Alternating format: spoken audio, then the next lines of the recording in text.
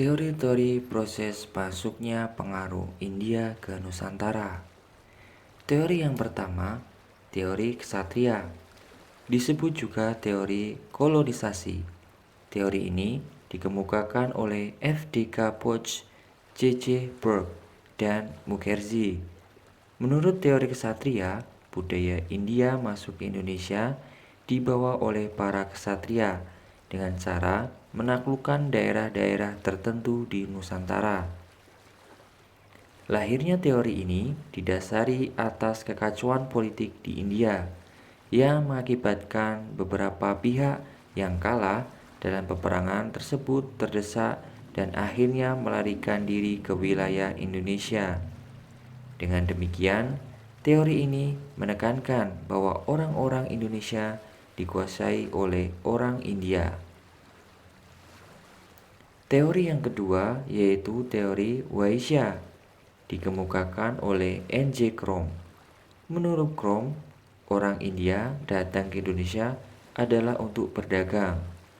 Oleh karena itu, yang membawa kebudayaan India ke Indonesia adalah kaum Waisya.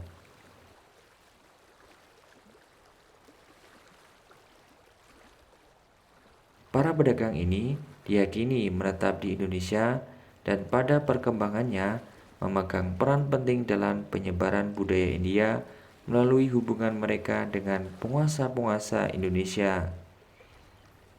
Selain itu, melalui perdagangan ini, kemungkinan adanya perkawinan antara pedagang tersebut dengan wanita-wanita Indonesia.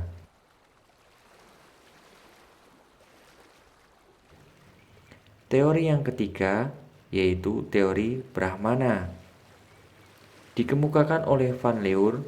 Teori ini mengemukakan bahwa yang membawa kebudayaan India ke Indonesia adalah orang-orang Hindu berkasta Brahmana.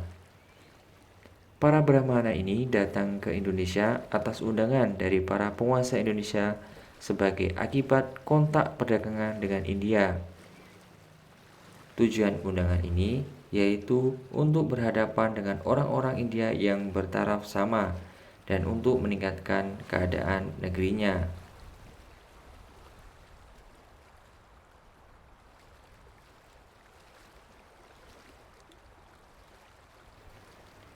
Teori yang terakhir adalah teori arus balik, dikemukakan oleh F.D.K. Poch yang sebelumnya telah mengemukakan teori ksatria. Teori arus balik sebetulnya kelanjutan dari teori Brahmana yang dikemukakan oleh Van Leur, yang telah berperan dalam penyebaran kebudayaan India di Indonesia adalah kaum cendekiawan yang berasal dari Indonesia sendiri. Hal ini berawal dari kunjungan para pendeta India ke Indonesia untuk mengajarkan agama Hindu-Buddha kepada calon-calon pendeta di kalangan istana. Melalui para calon pendeta ini, timbul suatu ikatan langsung dengan India. Pada perkembangannya, para pendeta Indonesia kemudian berkunjung ke India untuk memperdalam agama Hindu-Buddha. Setelah kembali ke Indonesia, akhirnya mereka menyebarkan ajaran yang telah mereka dapat di India. Teori masuknya Hindu-Buddha ke Indonesia merupakan hasil analisis dari berbagai sumber sehingga wajar apabila terdapat perbedaan tafsiran di antara para ahli. Dalam ilmu pengetahuan, suatu teori dikaitkan valid apabila tidak ada bukti yang melawannya.